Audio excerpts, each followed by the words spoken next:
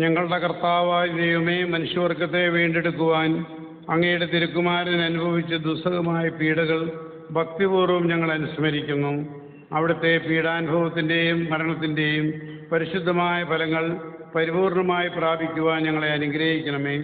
പാപത്തിൻ്റെയും മരണത്തിൻ്റെയും മേൽ അവിടുന്ന് നേടിയ വിജയത്തിൽ ഞങ്ങളെയും അവകാശികളാക്കണമേ. എൻ്റെ ദൈവമേ, എൻ്റെ ദൈവമേ, എന്തുകൊണ്ട് നീ എന്നെ ഉപേക്ഷിച്ചു?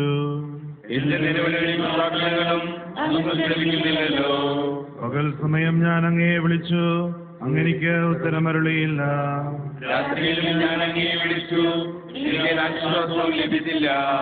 കർത്താവേ, ഞാൻ അങ്ങയിൽ അഭയം തേടുന്നു, എന്നെ നിരാശനാക്കരുതേ.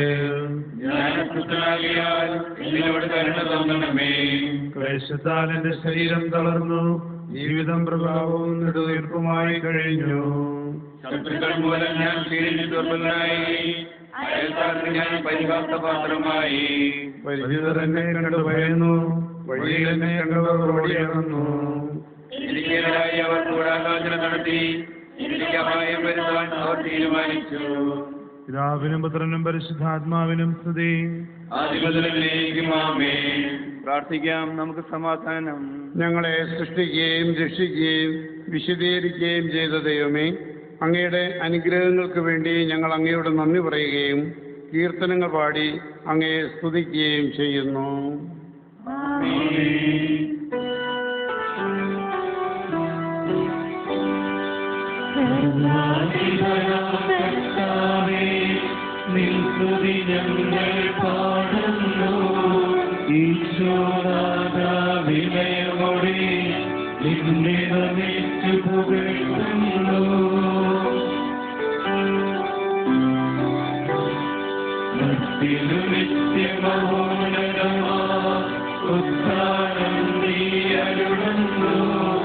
അക്ഷയമവനുടെ ആത്മാവിൻ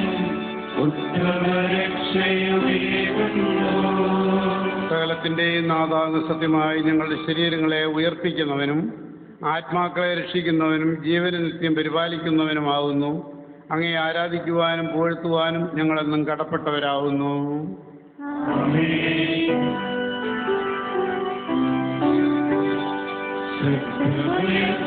പാടിടുവിൻ, സർവ്വമൊന്നായി പാടിടുവിൻ, എന്തെന്നും ജീവിക്കും സർവ്വേശ്വരനെ വാഴ്ത്തിടുവിൻ. പരിപാവനനാം സർവ്വേശ, പരിപാവനനാം ബലവാനേ, പരിപാവനനാം അമർത്യനേ,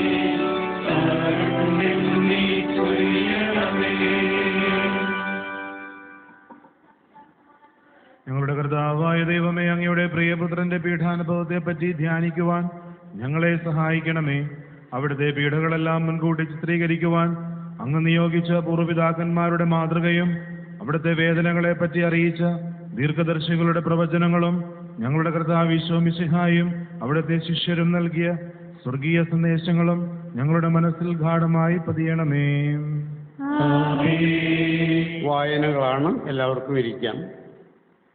ഒന്നാം വായന സൃഷ്ടിയുടെ പുസ്തകത്തിൽ നിന്നുള്ള വായന. ഗുരു ആശീർവദിക്കണമേ. ദൈവം അബ്രാഹത്തെ ഒന്ന് പരീക്ഷിക്കുവാൻ തീരുമാനിച്ചു. അവിടുന്ന് അയാളെ വിളിച്ച് ഇപ്രകാരം അരുളി ചെയ്തു: നിന്റെ ഏകജാതനും സ്നേഹഭാജനവുമായ ഇസ്ഹാക്കിനെയും കൂട്ടിക്കൊണ്ട് നീ മോറിയയിലേക്ക് പോവുക. അവിടെ ഞാൻ കാണിച്ചു തരുന്ന മലയിൽ വെച്ച് അവനെ ഹോമബലിയായി അർപ്പിക്കുക. പിറ്റേ ദിവസം രാവിലെ അബ്രാഹം എഴുന്നേറ്റ് ഹോമബലിക്കുള്ള വിറക് കീറി. അനന്തരം കഴുതയ്ക്ക് ജീനിയിട്ട് പുത്രനായ ഇസ്ഹാക്കിനെയും 2 ദാസന്മാരെയും കൂട്ടി ദൈവം കൽപ്പിച്ച സ്ഥലത്തേക്ക് പുറപ്പെട്ടു. 3-ാം ദിവസം കുറെ ദൂരത്ത് ആ സ്ഥലം അദ്ദേഹത്തിന്റെ ദൃഷ്ടിയിൽപ്പെട്ടു.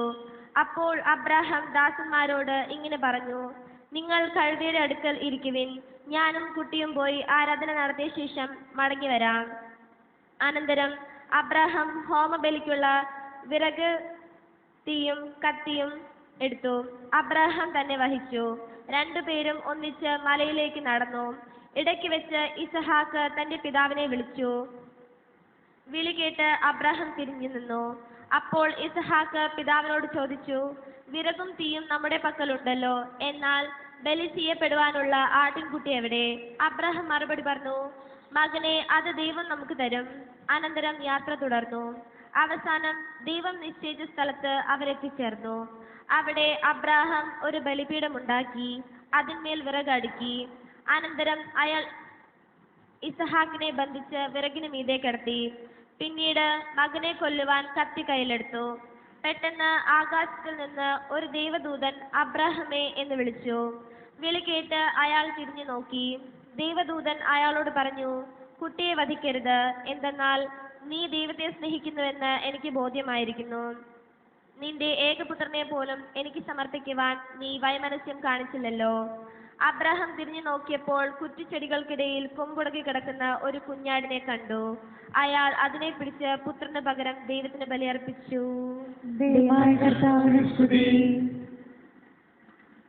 കർത്താവിൽ ഞാൻ ദൃഢമായി ശരണപ്പെട്ടു. അവിടെ നിന്റെ പ്രാർത്ഥന കൈക്കൊണ്ടു. നാശത്തിന്റെ വഴിയിൽ നിന്നും ചെടിയുടെ നടുവിൽ നിന്നും അവിടുന്ന് എന്നെ ഉദ്ധരിച്ചു. ദൈവമേ, അങ്ങ് ഞങ്ങൾക്ക് വേണ്ടി അനേകം അത്ഭുത കൃത്യങ്ങൾ ചെയ്തു. അങ്ങേ അത്ഭുതങ്ങൾ നിവേദിച്ചു.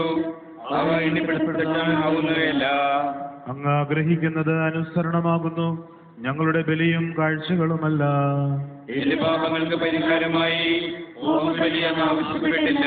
ഇതാ ഞാൻ വന്നു കഴിഞ്ഞു. പുസ്തകത്തിന്റെ ആരംഭത്തിൽ എന്നെ കുറിച്ച് എഴുതിയിട്ടുണ്ടല്ലോ. അങ്ങയുടെ തിരുമനസ്സ് നിറവേറ്റുവാൻ ഞാൻ ഏറ്റവും ആഗ്രഹിക്കുന്നു. പിതാവിനും പുത്രനും പരിശുദ്ധാത്മാവിനും സ്തുതി.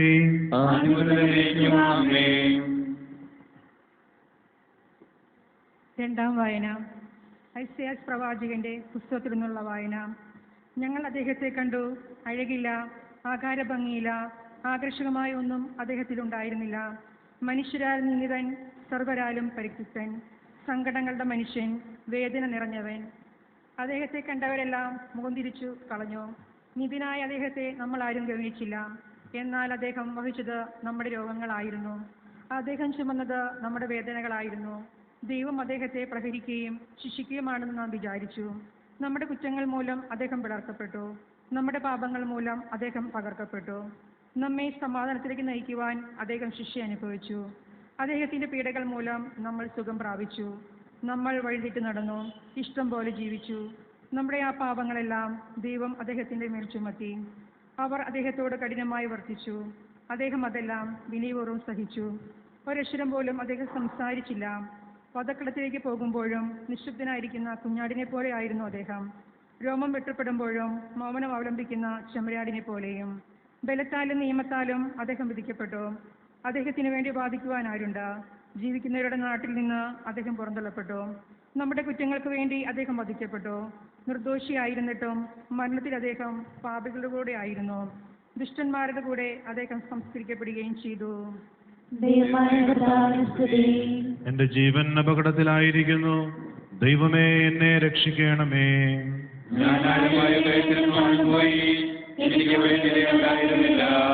ഞാൻ അഗാധമായ ജലഗർഭത്തിൽ വീണു, ചുഴിയിലകപ്പെട്ടു ഞാൻ കുഴഞ്ഞു.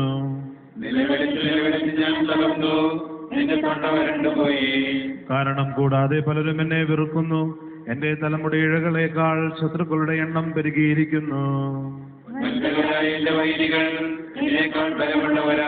അങ്ങേ പ്രതി ഞാൻ അവഹേളിതനായി, ലജ്ജ എന്റെ മുഖത്തെ ആവരണം ചെയ്തു. എന്റെ സഹോദരന്മാർക്കെല്ലാം ഞാൻ പരദേശിയായി തീർന്നു.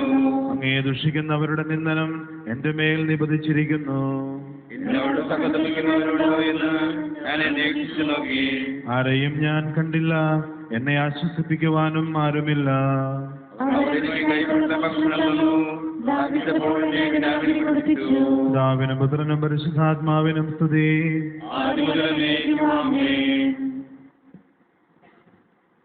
എന്റെ സഹോദരനെ, വിശുദ്ധ പൗലോസ് ശ്ലീഹ റോമാക്കാർക്ക് എഴുതിയ ലേഖനം. നമ്മൾ നിസ്സഹായരായിരുന്നു. സമയമായപ്പോൾ മിശിഹ പാപികളായ നമ്മെ രക്ഷിക്കുവാൻ മരണം കൈവരിച്ചു. ഒരു നല്ല മനുഷ്യന് വേണ്ടി മരിക്കുവാൻ വല്ലവരും സൗമനസ്യം കാണിച്ചെന്ന് വരാം. അതും സാധാരണമല്ല. എന്നാൽ നാം പാപികളായിരിക്കെ മിശിഹ നമുക്ക് വേണ്ടി മരിച്ചു. അങ്ങനെ ദൈവം നമ്മെ സ്നേഹിക്കുന്നു എന്ന് തെളിയുകയും ചെയ്തു. മിശിഹ മരണം കൈവരിച്ചത് നമ്മെ നീതിമാന്മാരാക്കാൻ വേണ്ടിയാകുന്നു. ഇനി അവിടുന്ന് ദൈവകോപത്തിൽ നിന്ന് നമ്മെ രക്ഷിക്കാതിരിക്കുമോ? നാം ദൈവത്തിന്റെ ശത്രുവായിരുന്നപ്പോൾ അവിടുത്തെ പുത്രന്റെ മരണം മൂലം ദൈവവുമായി നാം രമ്യപ്പെട്ടു. ആ പുത്രൻ മൂലം നാം രക്ഷപ്പെടുമെന്നും നമുക്ക് പ്രതീക്ഷിക്കാം. ഒരു മനുഷ്യൻ മൂലം പാപം ലോകത്തിൽ പ്രവേശിച്ചു, പാപം മൂലം മരണവും. ഒരു മനുഷ്യൻ മൂലം എല്ലാവരും പാപികളായി തീർന്നു, എല്ലാവരും മരണത്തിന് കീഴ്പ്പെടുകയും ചെയ്തു. അങ്ങനെ ഒരു മനുഷ്യന്റെ പാപം എല്ലാവരെയും ശിക്ഷാർഹരാക്കിയെങ്കിൽ മറ്റൊരു മനുഷ്യന്റെ സൽകൃത്യം എല്ലാവർക്കും ജീവൻ നൽകി എല്ലാവരെയും വിശുദ്ധീകരിച്ചു. ഒരു മനുഷ്യന്റെ അനുസരണമില്ലായ്മ അനേകം പേരെ പാപികളാക്കിയെങ്കിൽ മറ്റൊരു മനുഷ്യന്റെ അനുസരണം അനേകരെ വിശുദ്ധീകരിക്കും. നമ്മുടെ കർത്താവായ മിശിഹായ്ക്ക് സ്തുതി. എന്റെ ആത്മാവ് ദൈവത്തിൽ ശരണപ്പെടുന്നു. എന്റെ രക്ഷ അങ്ങയിൽ നിന്നാകുന്നു. എന്റെ രക്ഷകനായ ദൈവവും സുരക്ഷിതമായ അഭയകേന്ദ്രവും അവിടുന്ന് തന്നെയാണല്ലോ. എന്റെ ആത്മാവെ ദൈവത്തിൽ ശരണപ്പെടുക. എന്റെ പ്രതീക്ഷ അവിടുത്തെ പക്കലാകുന്നു. എന്റെ രക്ഷകനായ ദൈവവും സുരക്ഷിതമായ അഭയകേന്ദ്രവും അവിടുന്ന് തന്നെയാണല്ലോ. മഹനീയമായ രക്ഷയും ഭദ്രമായ സങ്കേതസ്ഥലവും അവിടുന്ന് എനിക്ക് പ്രദാനം ചെയ്യും. ജനതയെ ദൈവത്തിൽ ശരണപ്പെടുവിൻ. നിങ്ങളുടെ ആഗ്രഹങ്ങൾ അറിയിക്കുവിൻ. നമ്മുടെ അഭയം അവിടുന്നാകുന്നു. പിതാവിനും പുത്രനും പരിശുദ്ധാത്മാവിനും സ്തുതി.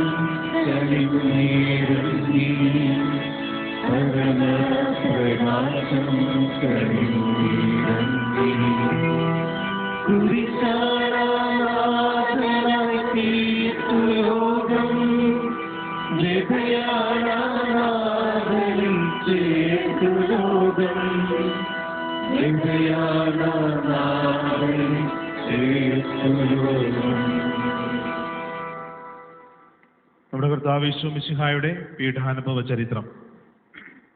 ഇവ അരുളി ചെയ്ത ശേഷം ശിഷ്യന്മാരെയും കൂട്ടിക്കൊണ്ട് ഈശോ ഗെദ്രോൻ തോട് കടന്നു പതിവ് പോലെ ഒലിവ് മലയിലേക്ക് പോയി. അവിടെ ഗെത്സമേൻ എന്നു പേരുള്ള ഒരു തോട്ടമുണ്ടായിരുന്നു. ഈശോയും ശിഷ്യന്മാരും അതിൽ പ്രവേശിച്ചു. അപ്പോൾ അവിടുന്ന് അവരോട് ഇങ്ങനെ അരുളി ചെയ്തു: ഞാൻ പോയി പ്രാർത്ഥിക്കട്ടെ, നിങ്ങൾ ഇവിടെ ഇരിക്കുവിൻ.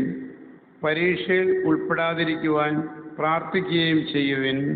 അനന്തരം ഈശോ പത്രോസിനെയും സെബദിയുടെ പുത്രന്മാരായ യാക്കോബ്, യോഹന്നാൻ എന്നിവരെയും കൂട്ടിക്കൊണ്ട് അല്പദൂരം മുന്നോട്ട് നീങ്ങി. അവിടെ വെച്ച് ഈശോ അപാരമായ ദുഃഖത്താൽ വിവശനായി തീർന്നു.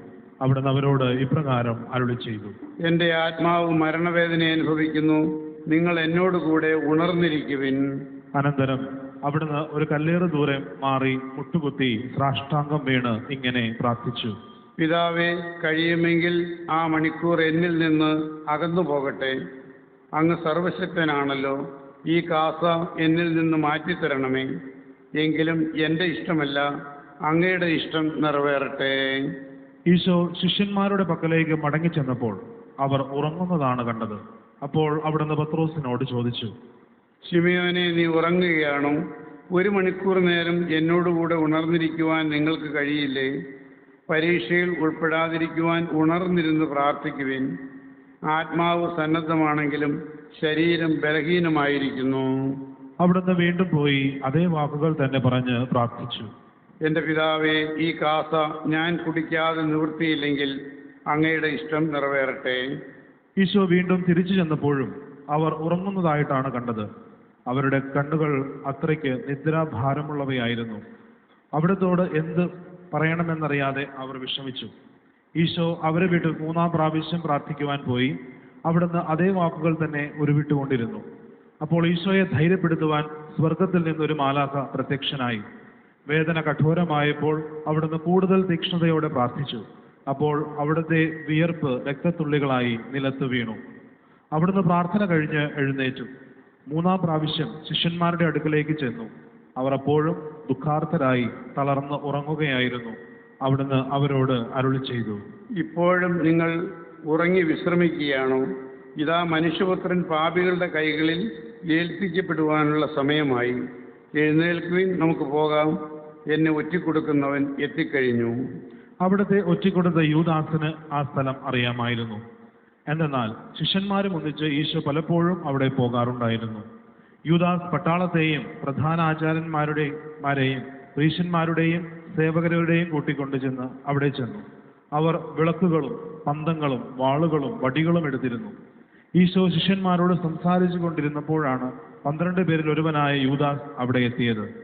ഒറ്റിക്കൊടുക്കാനിരുന്നവൻ അവരോട് ഇങ്ങനെ പറഞ്ഞിട്ടുണ്ടായിരുന്നു: ഞാൻ ഒരാളെ ചുംബിക്കും, അവനാണ് മിശിഹ. അവനെ നിങ്ങൾ ശ്രദ്ധാപൂർവം പിടിച്ചുകൊള്ളുക. അടുത്തെത്തിയ ഉടനെ യൂദാസ് ഇപ്രകാരം പറഞ്ഞുകൊണ്ട് ഈശോയെ ചുംബിച്ചു. ഗുരു, സ്വസ്തി. അപ്പോൾ ഈശോ അയാളോട് ചോദിച്ചു: സ്നേഹിത, നീ ഇതിനാണോ വന്നത്? യൂദാസെ, ചുംബിച്ചുകൊണ്ട് നീ മനുഷ്യപുത്രന് ഒറ്റിക്കൊടുക്കുകയാണോ? സംഭവിക്കാൻ പോകുന്നതെല്ലാം അറിഞ്ഞിരുന്ന ഈശോ അവരുടെ അടുക്കലേക്ക് ചെന്ന് ഇപ്രകാരം ചോദിച്ചു: നിങ്ങൾ ആരെയാണ് അന്വേഷിക്കുന്നത്? അവർ അവിടത്തോട് പറഞ്ഞു: നസ്രായനായ ഈശോയാണ് ഞങ്ങൾ അന്വേഷിക്കുന്നത്. ഈശോ അവരോട് അരുളി ചെയ്തു: അത് ഞാൻ തന്നെയാവുന്നു. അവിടുത്തെ ഒറ്റിക്കൊടുത്ത യൂദാസും അക്കൂട്ടത്തിലുണ്ടായിരുന്നു. അത് ഞാൻ തന്നെയാകുന്നു എന്നവിടുന്ന് അരുളി ചെയ്ത ക്ഷണത്തിൽ അവരെല്ലാവരും പുറകോട്ട് മറിഞ്ഞു വീണു. ഈശോ വീണ്ടും അവരോട് ചോദിച്ചു: നിങ്ങൾ ആരെയാണ് അന്വേഷിക്കുന്നത്? അവർ വീണ്ടും പറഞ്ഞു: നസ്രായനായ ഈശോയാണ് ഞങ്ങൾ അന്വേഷിക്കുന്നത്. അവിടുന്ന് അവരോട് അരുളി ചെയ്തു: അത് ഞാൻ തന്നെയാണെന്ന് നിങ്ങളോട് പറഞ്ഞല്ലോ. എന്നെയാണ് നിങ്ങൾ അന്വേഷിക്കുന്നതെങ്കിൽ ഇവരെല്ലാം പൊയ്ക്കൊള്ളട്ടെ. അങ്ങ് എന്നെ ഏൽപ്പിച്ചിരുന്നവരിൽ ആരെയും ഞാൻ നഷ്ടപ്പെടുത്തിയില്ല എന്നുള്ള തന്റെ വചനം പൂർത്തിയാക്കുവാനായിട്ടാണ് അവിടുന്ന് ഇപ്രകാരം പറഞ്ഞത്. എന്താണ് സംഭവിക്കാൻ പോകുന്നതെന്ന് മനസ്സിലാക്കിയ ശിഷ്യന്മാർ അവിടത്തോട് ചോദിച്ചു: കർത്താവേ, ഞങ്ങളും വാളെടുക്കട്ടെയോ? ശിമിയോൻ പത്രോസിന്റെ കൈവശം ഒരു വാളുണ്ടായിരുന്നു. അയാൾ പെട്ടെന്ന് അതൂരി പ്രധാന ആചാര്യന്റെ സേവകനെ വെട്ടി. അവന്റെ വലത്ത് ചെവി മുറച്ചു കളഞ്ഞു. ആ സേവകന്റെ പേര് മാൽക്കൂസ് എന്നായിരുന്നു. അവന്റെ ചെവി തൊട്ട് സുഖപ്പെടുത്തിയ ശേഷം ഈശോ പത്രോസിനോട് അരുളി ചെയ്തു: വാൾ അതിൻ്റെ ഉറയിലിടുക. വാളെടുക്കുന്നവൻ വാളാൽ തന്നെ മരിക്കും. ഞാൻ എൻ്റെ പിതാവിനോട് അപേക്ഷിച്ചാൽ ക്ഷണനേരം കൊണ്ട് 12-ലേറെ വ്യൂഹം മാലാഖമാരെ അയച്ച് ശത്രുക്കളിൽ നിന്ന് എന്നെ രക്ഷിക്കുകയില്ലെന്നാണോ നീ കരുതുന്നത്? അങ്ങനെ ചെയ്താൽ ഇതെല്ലാം സംഭവിക്കണമെന്ന തിരുവെഴുത്ത് എങ്ങനെ പൂർത്തിയാവും? എൻ്റെ പിതാവ് എനിക്ക് തന്ന കാസ ഞാൻ കുടിക്കേണ്ടതല്ലയോ? അനന്തരം ഈശോ ആ ജനക്കൂട്ടത്തോട് അരുളി ചെയ്തു: ഒരു കവർച്ചക്കാരനെ പിടിക്കാൻ എന്നവണ്ണം വാളുകളും വടികളുമായി നിങ്ങൾ ഇപ്പോൾ എൻ്റെ അടുക്കൽ വന്നിരിക്കുന്നു. ഞാൻ എല്ലാ ദിവസവും ദേവാലയത്തിൽ പഠിപ്പിച്ചിരുന്നവനല്ലേ? അന്നൊന്നും നിങ്ങൾ എന്നെ പിടികൂടിയില്ലല്ലോ. ഇത് നിങ്ങളുടെ സമയമാണ്. ഇത് അന്ധകാരത്തിൻ്റെ ഭരണമാണ്. പ്രവചനങ്ങൾ പൂർത്തിയാകുവാൻ ഇവയെല്ലാം സംഭവിച്ചേ മതിയാവും. അപ്പോൾ സഹസ്രാധിപനും പട്ടാളക്കാരും യഹൂദന്മാരുടെ പരിചാരകരും ചേർന്ന് ഈശോയെ പിടിച്ചു ബന്ധിച്ചു. അതുകണ്ട് ശിഷ്യന്മാരെല്ലാവരും അവിടുത്തെ ഉപേക്ഷിച്ച് ഓടിപ്പോയി. എന്നാൽ ഒരു യുവാവ് ഈശോയെ അനുഗമിച്ചിരുന്നു. അവർ അയാളെ പിടികൂടി ധരിച്ചിരുന്ന വസ്ത്രം ഉപേക്ഷിച്ച് അയാളും ഓടി രക്ഷപ്പെട്ടു. ഈശോയെ ആദ്യം അവർ അന്നാസിന്റെ പക്കലേക്കാണ് കൊണ്ടുപോയത്. എന്തെന്നാൽ അയാൾ അക്കൊല്ലത്തെ മഹാപുരോഹിതനായിരുന്ന കയ്യപ്പായുടെ ശശുരനായിരുന്നു.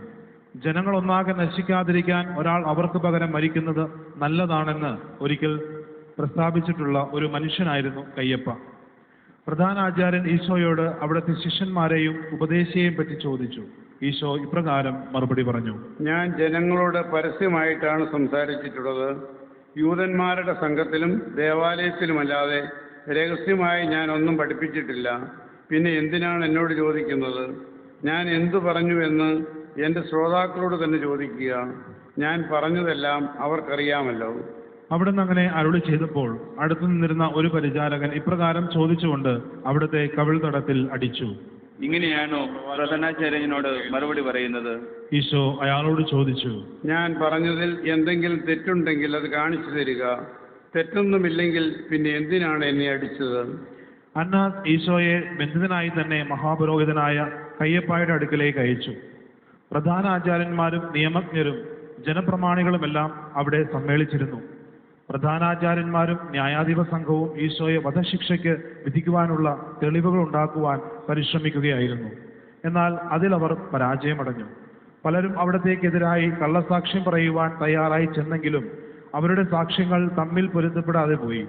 അവസാനം 2 കള്ളസാക്ഷികൾ ചെന്ന് ഇങ്ങനെ മൊഴി കൊടുത്തു: മനുഷ്യനിർമ്മിതമായ ഈ ദേവാലയം നശിപ്പിച്ച് 3 ദിവസങ്ങൾക്ക് മനുഷ്യനിർമ്മിതമല്ലാത്തത് മറ്റൊന്ന് പണിയും എന്ന് ഈ മനുഷ്യൻ പറയുന്നത് ഞാൻ കേട്ടിട്ടുണ്ട്.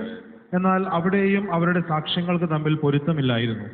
മഹാപുരോഹിതൻ അവരുടെ മധ്യേ എഴുന്നേറ്റ് നിന്നുകൊണ്ട് ഈശോയോട് ചോദിച്ചു: ഈ മനുഷ്യരെല്ലാം നിനക്കെതിരായി നൽകുന്ന സാക്ഷ്യങ്ങളെ കുറിച്ച് നിനക്കൊന്നും പറയുവാനില്ലേ? ഈശോ യാതൊന്നും മറുപടിയും നൽകിയില്ല. മഹാപുരോഹിതൻ വീണ്ടും ചോദിച്ചു: നീ ദൈവപുത്രനായ മിശിഹായോ എന്ന് ഞങ്ങളോട് പറയണമെന്ന് സജീവ ദൈവത്തിന്റെ നാമത്തിൽ ശപഥം ചെയ്ത് ഞാൻ ആവശ്യപ്പെടുന്നു. ഈശോ അരുളി ചെയ്തു: അങ്ങ് തന്നെ അത് പറഞ്ഞു കഴിഞ്ഞിരിക്കുന്നു. മനുഷ്യപുത്രൻ സർവശക്തന്റെ വലതുഭാഗത്തിരിക്കുന്നതും വാനമേഘങ്ങളിൽ എഴുന്നള്ളി വരുന്നതും നിങ്ങൾ കാണുമെന്ന് ഞാൻ നിങ്ങളോട് പറയുന്നു. അത് കേട്ടപ്പോൾ മഹാപുരോഹിതൻ തന്റെ വസ്ത്രങ്ങൾ വലിച്ചു കീറിക്കൊണ്ട് പറഞ്ഞു: ഇവൻ ദൈവദൂഷണം പറഞ്ഞിരിക്കുന്നു. ഇനി സാക്ഷികളെ കൊണ്ട് നമുക്ക് എന്താ ആവശ്യം? ഇവൻ ദൈവദൂഷണം പറയുന്നത് നിങ്ങൾ തന്നെ കേട്ടതല്ലേ? നിങ്ങളുടെ അഭിപ്രായം എന്താണ്? അവർ മറുപടി പറഞ്ഞു: ഇവൻ മരണശിക്ഷയ്ക്ക് അർഹനാകുന്നു. പിന്നീട് അവർ അവിടുത്തെ മുഖത്ത് തുപ്പുകയും ഇടിക്കുകയും കരണത്ത് അടിക്കുകയും ചെയ്തു. കണ്ണുകൾ മൂടിക്കെട്ടിയ ശേഷം ഇപ്രകാരം ചോദിച്ചുകൊണ്ട് അവർ അവിടുത്തെ അടിച്ചു: അവർ അവിടത്തേക്കെതിരായി പല ദൂഷണങ്ങളും പറഞ്ഞുകൊണ്ടിരുന്നു. ശിമയോൻ പത്രോസും മറ്റൊരു ശിഷ്യനും മഹാപുരോഹിതന്റെ അങ്കണം വരെ ദൂരത്തുകൂടി ഈശോയെ അനുഗമിക്കുന്നുണ്ടായിരുന്നു. ആ ശിഷ്യനും മഹാപുരോഹിതന്റെ പരിചയമുണ്ടായതിനാൽ ഈശോയോടുകൂടെ മഹാപുരോഹിതന്റെ നടുമുറ്റത്ത് പ്രവേശിക്കുവാൻ സാധിച്ചു. എന്നാൽ പത്രോസ് പുറത്ത് വാതിക്കൽ നിൽക്കുകയായിരുന്നു. അതിനാൽ മഹാപുരോഹിതന്റെ പരിചയമുണ്ടായിരുന്ന മറ്റേ ശിഷ്യൻ ചെന്ന് വാതിൽ കാവൽക്കാരയോട് ശുപാർശ ചെയ്തു. ശിമയോൻ പത്രോസിനെയും അകത്ത് പ്രവേശിച്ചു. ആ വാതിൽ കാവൽക്കാരി ശിമയോനോട് ചോദിച്ചു: താനും ആ മനുഷ്യന്റെ ശിഷ്യനല്ലയോ? പെട്ടെന്ന് അയാൾ മറുപടി പറഞ്ഞു: ഞാൻ ആ മനുഷ്യന്റെ ശിഷ്യനല്ല. കാര്യങ്ങൾ എങ്ങനെ അവസാനിക്കുമെന്ന് കാണാനായി ശിമയോൻ ഭൃത്യന്മാരോടുകൂടെ അകത്ത് കാത്തിരുന്നു. കുളിരായിരുന്നതിനാൽ ഭൃത്യന്മാരും സേവകരും തീ കൂട്ടി കാഞ്ഞുകൊണ്ടിരുന്നു. ശിമയോനും അവരുടെ കൂടെ തീ കായുകയായിരുന്നു. അപ്പോൾ മഹാപുരോഹിതന്റെ ഒരു പരിചാരിക ആ വഴി വന്നു. അവൾ ശിമയോനെ സൂക്ഷിച്ച് നോക്കിയ ശേഷം ഇങ്ങനെ ചോദിച്ചു: താനും നസ്രായനായ ഈശോയുടെ കൂടെ ഉണ്ടായിരുന്നവനല്ലേ? എല്ലാവരുടെയും മുമ്പിൽ വെച്ച് പത്രോസ് നിഷേധിച്ചു പറഞ്ഞു: നീ പറയുന്നത് എനിക്ക് മനസ്സിലാകുന്നില്ല. ഞാൻ ആ മനുഷ്യനെ അറിയുകയില്ല. അനന്തരം അയാൾ പടിവാതിക്കലേക്ക് പോയി. അപ്പോൾ കോഴി കൂവി. അല്പം കഴിഞ്ഞ് അവിടെ നിന്നിരുന്നവർ അടുത്തു ചെന്ന് പത്രോസിനോട് പറഞ്ഞു: താനും അവരുടെ കൂടെ ഉണ്ടാകുന്ന തന്നെ, സംശയമില്ല. തന്റെ സംസാര രീതി തന്നെ അത് തെളിയിച്ചിരിക്കുന്നു. അപ്പോൾ ശിമയോൻ പത്രോസ് സത്യം ചെയ്ത് ആണയിട്ടിങ്ങനെ പറഞ്ഞു: ഞാൻ ആ മനുഷ്യനെ അറിയുകയില്ല.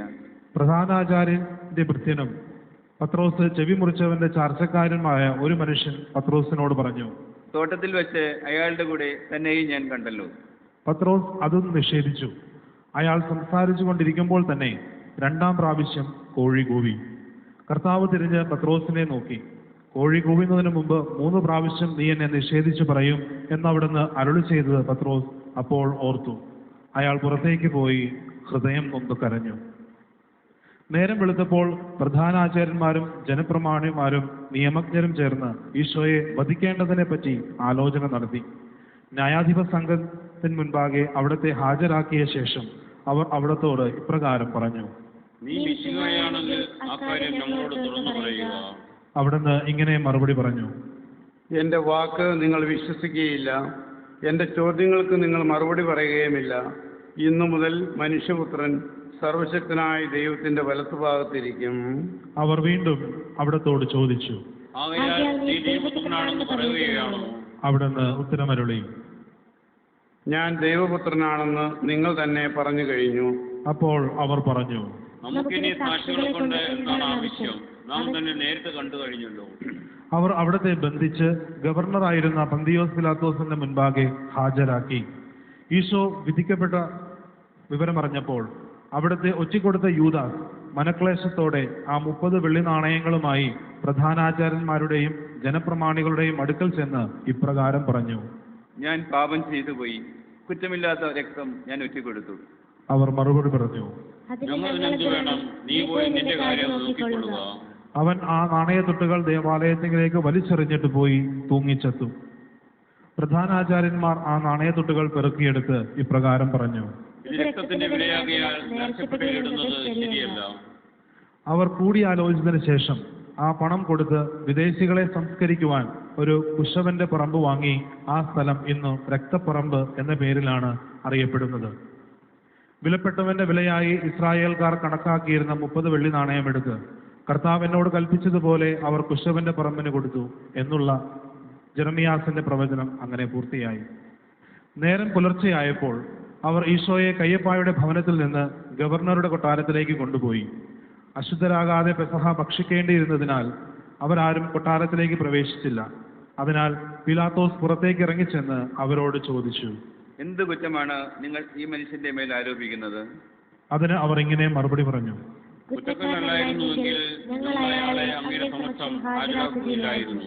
പീലാത്തോസ് അവരോട് പറഞ്ഞു, അങ്ങനെയെങ്കിൽ നിങ്ങൾ തന്നെ അയാളെ കൊണ്ടുപോയി നിങ്ങളുടെ നിയമം അനുസരിച്ച് വിസ്തരിച്ചുകൊള്ളുവിൻ. ഉടനെ യൂതന്മാർ പിലാത്തോസിനോട് പറഞ്ഞു, ആർക്കും മരണശിക്ഷ നൽകുവാൻ ഞങ്ങൾക്ക് അധികാരമില്ലല്ലോ. എങ്ങനെയാണ് താൻ മരിക്കാൻ പോകുന്നതെന്ന് സൂചിപ്പിച്ചുകൊണ്ട് ഒരിക്കൽ ഈശോ പറഞ്ഞ വാക്കുകൾ അങ്ങനെ നിറവേറുകയായിരുന്നു. അനന്തരം അവർ ഈശോയുടെ മേൽ ഓരോ കുറ്റങ്ങൾ ആരോപിച്ചു തുടങ്ങി. ഇയാൾ ജനങ്ങളെ വഴിതെറ്റിക്കുകയും സീസറിന് കപ്പം കൊടുക്കുന്നത് തടയുകയും താൻ രാജാവായ മിശിഹായാണെന്ന് പറയുകയും ചെയ്തതായി ഞങ്ങൾക്കറിയാം. അപ്പോൾ പിലാത്തോസ് അകത്തേക്ക് പോയി ഈശോയെ വിളിച്ച് ഇപ്രകാരം ചോദിച്ചു, നിങ്ങൾ യൂതന്മാരുടെ രാജാവാണോ? ഈശോ അരുളി ചെയ്തു, ഇത് അങ്ങ് സ്വയം ചോദിക്കുന്നതോ മറ്റുള്ളവർ എന്നെപ്പറ്റി പറഞ്ഞതുകൊണ്ട് ചോദിക്കുന്നതോ? മറുപടിയായി പിലാത്തോസ് ചോദിച്ചു, ഞാനൊരു യൂതനല്ലല്ലോ. നിങ്ങളുടെ ആളുകളും പ്രധാനാചാര്യന്മാരുമല്ലേ നിങ്ങളെ എൻ്റെ മുമ്പിൽ ഹാജരാക്കിയത്? അപ്പോൾ ഈശോ അരുളി ചെയ്തു, എൻ്റെ രാജ്യം ഐഹികമല്ല. ആയിരുന്നെങ്കിൽ ഞാൻ യൂതന്മാരുടെ കയ്യിൽ വീഴാതിരിക്കുവാൻ എൻ്റെ സേവകന്മാർ യുദ്ധം ചെയ്യുമായിരുന്നു. എൻ്റെ രാജ്യം ഇവിടെയല്ല. പീലാത്തോസ് വീണ്ടും ചോദിച്ചു, അപ്പോൾ നിങ്ങൾ ഒരു രാജാവ് തന്നെയാണോ? ഈശോ ഉത്തരമരുളി, ഞാൻ രാജാവാണെന്ന് അങ്ങ് തന്നെ പറഞ്ഞു കഴിഞ്ഞു. സത്യത്തിന് സാക്ഷ്യം വഹിക്കുവാനാണ് ഞാൻ ജനിച്ചിരിക്കുന്നത്. അതിനുവേണ്ടി തന്നെയാണ് ഞാൻ ലോകത്തിലേക്ക് വന്നത്. സത്യത്തോട് ചേർന്ന് നിൽക്കുന്നവരെല്ലാം എൻ്റെ ശബ്ദം കേൾക്കുന്നു. അപ്പോൾ പീലാത്തോസ് ചോദിച്ചു, സത്യം എന്താകുന്നു? ചോദ്യം കഴിഞ്ഞ് ഉടൻ തന്നെ അദ്ദേഹം യഹൂദന്മാരുടെ നേരെ തിരിഞ്ഞ് പ്രധാനാചാര്യന്മാരോടും ജനസമൂഹത്തോടും ഇങ്ങനെ പറഞ്ഞു, ഞാൻ ഈ മനുഷ്യനിൽ കുറ്റമൊന്നും കാണുന്നില്ല. അവർ വീണ്ടും ഈശോയിൽ കുറ്റം ആരോപിച്ചു തുടങ്ങി. ഇവിടം വരെ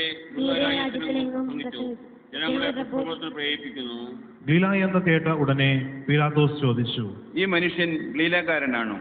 ഈശോ ഹെറോദസിന്റെ അധികാര സീമയിൽപ്പെട്ടവനാണെന്നറിഞ്ഞപ്പോൾ പീലാത്തോസ് അവിടുത്തെ ഹെറോദേസിന്റെ പക്കലേക്ക് അയച്ചു. അദ്ദേഹം അന്ന് ജെറുസലേത്തുണ്ടായിരുന്നു. ഈശോയെ കണ്ടപ്പോൾ ഹെറോദേസ് വളരെ സന്തോഷിച്ചു. അയാൾ ഈശോയെക്കുറിച്ച് പലതും കേട്ടിട്ടുണ്ടായിരുന്നു. അവിടത്തെ ഒന്ന് കാണുവാൻ ആഗ്രഹിച്ചിരിക്കുകയുമായിരുന്നു. അവിടുന്ന് എന്തെങ്കിലും ഒരു അത്ഭുതം പ്രവർത്തിക്കുന്നത് കാണാമെന്ന് അദ്ദേഹം പ്രതീക്ഷിച്ചു.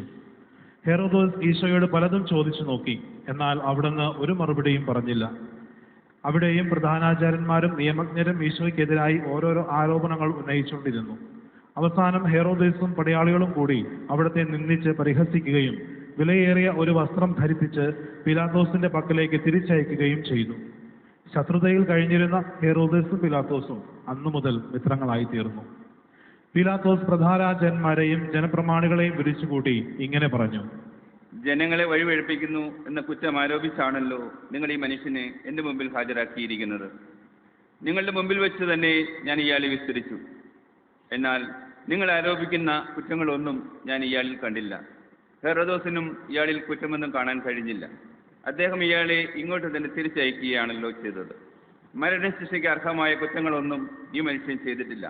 അതിനാൽ ചമ്മട്ടി കൊണ്ട് അടുപ്പിച്ച് ഇയാളെ ഞാൻ വിട്ടയക്കും. എല്ലാ പെസഹ തിരുനാളിലും ജനങ്ങൾ ആഗ്രഹിക്കുന്ന ഒരു തടവുകാരനെ ഗവർണർ മോചിപ്പിക്കുക പതിവായിരുന്നു. അതനുസരിച്ച് ആളെ മോചിപ്പിക്കുവാൻ ജനങ്ങൾ ആവശ്യപ്പെട്ടു തുടങ്ങി. ഒരു കലാപത്തിനിടയിൽ കൊലപാതകം നടത്തിയ കുറ്റത്തിന് പ്രക്ഷോഭകാരികളുടെ കൂടെ കാരാഗൃഹത്തിലേക്ക് അടക്കപ്പെട്ടിരുന്ന ബറാബാസ് എന്ന കുപ്രസിദ്ധനായ ഒരു തടവുകാരനുണ്ടായിരുന്നു. ജനങ്ങൾ കൂട്ടം കൂടിയപ്പോൾ പീലാത്തോസ് അവരോട് ചോദിച്ചു: പെസഹ തിരുനാളിൽ ഒരു തടവുകാരനെ മോചിപ്പിക്കുക പതിവുണ്ടല്ലോ. ഞാൻ ആരെയാണ് മോചിപ്പിക്കേണ്ടത്? ബറാബാസിനെയോ മിശിഹ എന്ന് വിളിക്കപ്പെടുന്ന ഈശോയെയോ? അവർ ഈശോയെ പിടിച്ചേൽപ്പിച്ചത് അവരുടെ അസൂയ കൊണ്ടാണെന്ന് അദ്ദേഹത്തിന് അറിയാമായിരുന്നു. പീലാത്തോസ് ന്യായാസനത്തിലിരിക്കുമ്പോൾ അദ്ദേഹത്തിന്റെ ഭാര്യ ആളെ അയച്ച് ഇപ്രകാരം അറിയിച്ചു: ആ നീതിമാനെ ഒന്നും ചെയ്യരുത്. അദ്ദേഹത്തെ പ്രതി സ്വപ്നത്തിൽ ഞാൻ വളരെ വേദന അനുഭവിച്ചു. എന്നാൽ പ്രധാനാചാര്യന്മാരും ജനപ്രമാണികളും ബറാബാസിനെ മോചിപ്പിക്കുന്നതിനും ഈശോയെ വധിക്കുന്നതിനും മുറവിളി കൂട്ടുവാൻ ജനങ്ങളെ പ്രേരിപ്പിച്ചിരുന്നു. പീലാത്തോസ് ജനങ്ങളോട് ഇങ്ങനെ ചോദിച്ചു: ഈ രണ്ടുപേരിൽ ആരെ മോചിപ്പിക്കുവാനാണ് നിങ്ങൾ ആഗ്രഹിക്കുന്നത്? അവർ ഒന്നടങ്കം വിളിച്ചു പറഞ്ഞു: ഈശോയെ വധിക്കുക, ബറാബാസിനെ മോചിപ്പിക്കുക. ഈശോയെ മോചിപ്പിക്കണമെന്നുള്ള ആഗ്രഹത്തോടെ പീലാത്തോസ് വീണ്ടും അവരോട് ചോദിച്ചു: യൂതന്മാരുടെ രാജാവെന്ന് വിളിക്കുന്ന ഈശോയെ ഞാൻ എന്ത് ചെയ്യണം? അപ്പോൾ എല്ലാവരും കൂടി വിളിച്ചു പറഞ്ഞു: അവനെ ക്രൂശിൽ തറയ്ക്കുക, അവനെ ക്രൂശിൽ തറയ്ക്കുക. മൂന്നാം പ്രാവശ്യം പീലാത്തോസ് അവരോട് ചോദിച്ചു: ഈ മനുഷ്യൻ എന്ത് കുറ്റമാണ് ചെയ്തത്?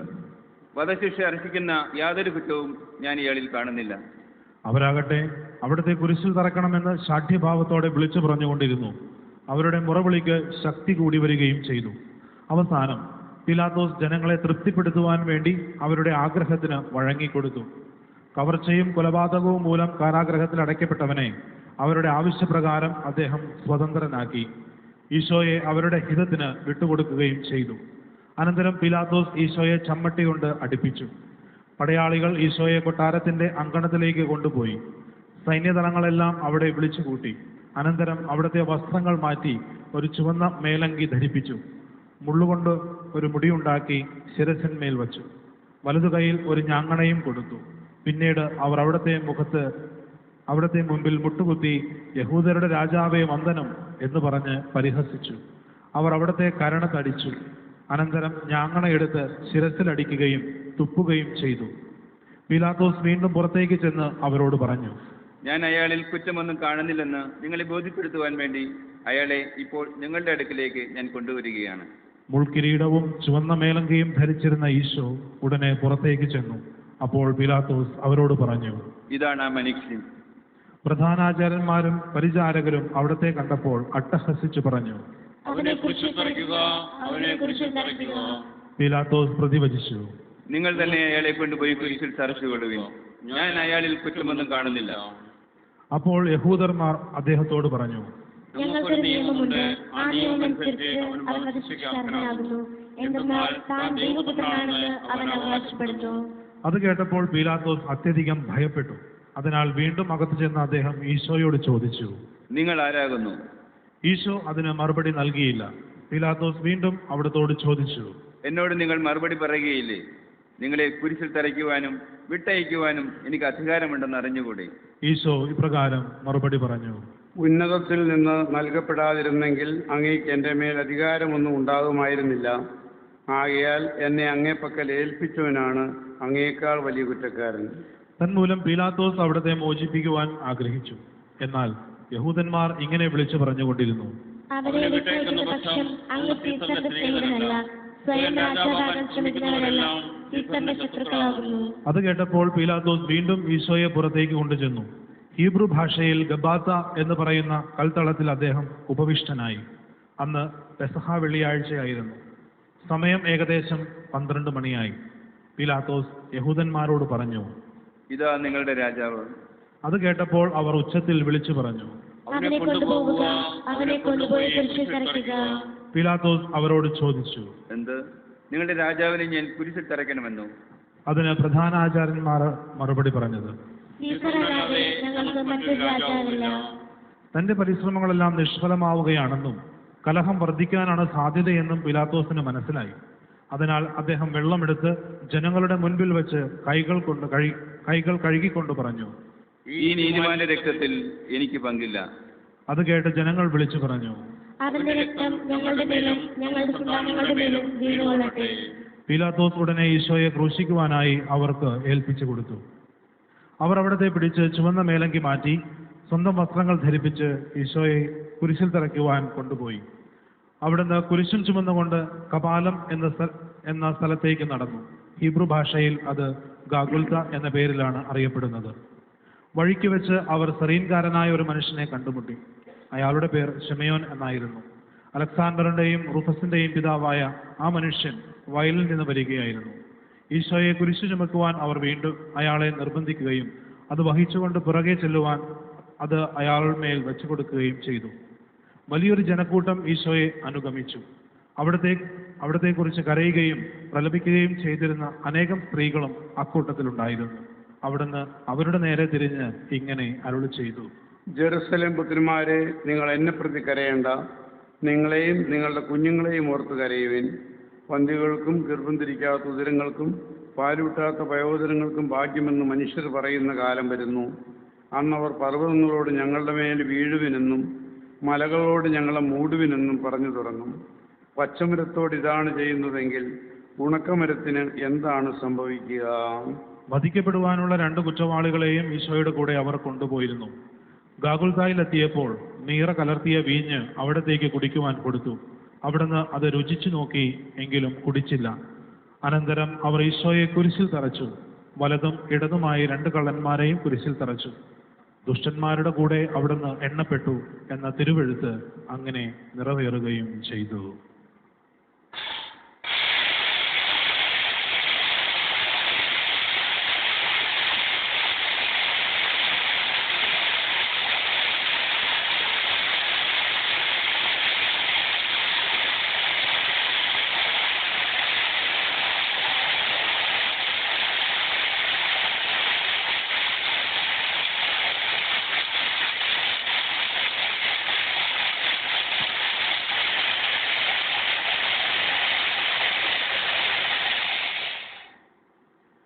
ഞാനൊരു മനുഷ്യനല്ല, കൃമിയാകുന്നു. മനുഷ്യരുടെ നിന്ദാപാത്രവും ജനങ്ങളുടെ പരിഹാസ വിഷയവുമാകുന്നു.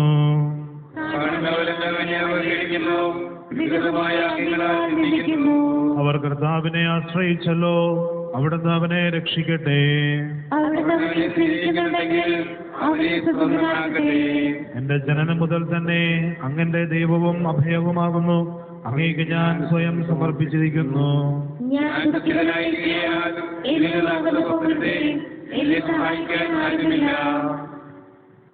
വൈസാലിലെ മൃഗങ്ങൾ എന്നെ വളഞ്ഞു. അലറുന്ന സിംഹത്തെ പോലെ അവ എന്നെ വിഴുങ്ങുവാൻ വരുന്നു.